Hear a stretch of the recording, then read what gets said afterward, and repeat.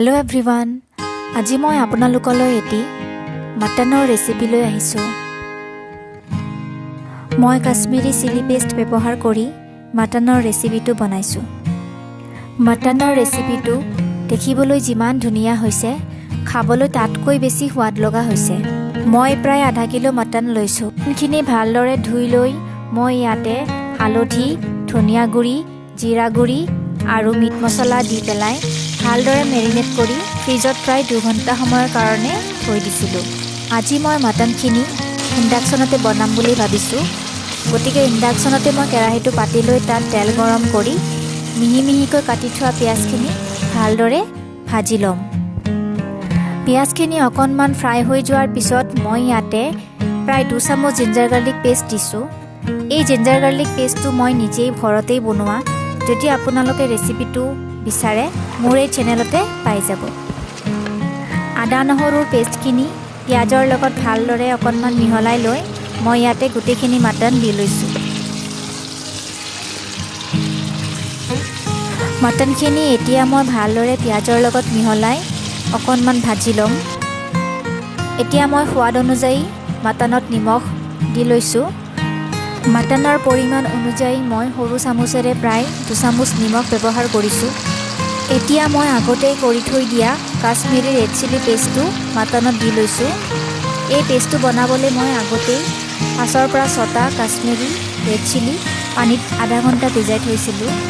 তাৰপিছত মই মিক্সাৰ গ্ৰাইণ্ডাৰৰ জাৰ এটাত ভালদৰে পিচি পেষ্ট বনাই লৈছিলোঁ। জিৰা, ধনিয়া, মিট মছলাৰেও মাটন বহু ধুনীয়া হয়। কিন্তু এনেকৈ কাশ্মীৰী ৰেড চিলি পেষ্ট ব্যৱহাৰ কৰি মাটন বনালে মাটনৰ টেষ্ট বহু গুণেই বাঢ়ি যায় আৰু খাবলৈ বহুত সোৱাদ লগা হয়। মাটনখিনি ভালদৰে ফ্ৰাই কৰি ল'ব লাগিব। যেতিয়ালৈকে মাটনখিনিয়ে তেল এৰি নিদিয়ে তেতিয়ালৈকে ফ্ৰাই কৰিব লাগিব। এয়া চাওক, লাহে লাহে মাটনখিনিয়ে তেল এৰিবলৈ আৰম্ভ কৰিছে। এতিয়া মই এটা আলু দুফাল কৰি মাটনত দিছোঁ। মাটনখিনি অকণমান ফ্ৰাই কৰাৰ পিছত এতিয়া মই মাটনখিনি কুকাৰত দি ল'ম। গোটেইখিনি মাটন মই কুকাৰত দি লৈছোঁ। দেখিছে নহয়, মছলাখিনি ইমান ধুনীয়াকৈ ফ্ৰাই হৈ গৈছে, লগতে পিঁয়াজখিনিও একদমেই গলি গৈছে। মই মাটন বনালে আগতে মাটনখিনি এনেকৈ কেৰাহী এটাত ফ্ৰাই কৰি লওঁ। এতিয়া মই মাটনখিনিত অকণমান পানী দি লৈছোঁ।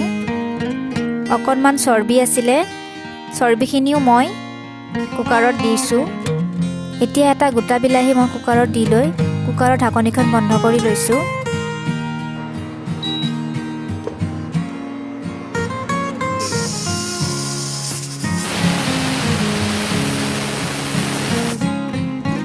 মাটনখিনি ভালদৰে সিজিবলৈ মই প্ৰায় 7ৰ পৰা 8টা হুইচেল দিম।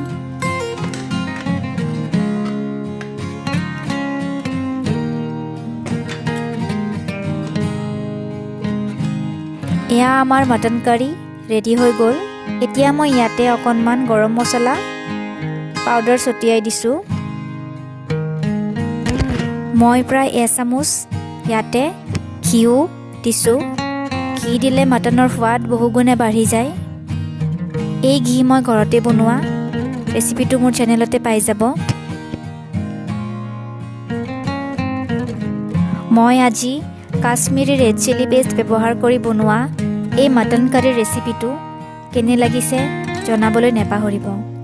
আৰু যদি ৰেচিপিটো ভাল লাগিছে প্লিজ মোৰ চেনেলটো ছাবস্ক্ৰাইব কৰি দিব, ৰেচিপিটো লাইক কৰি দিব আৰু শ্বেয়াৰ কৰি দিব। আজিলৈ এৰিছোঁ, ধন্যবাদ।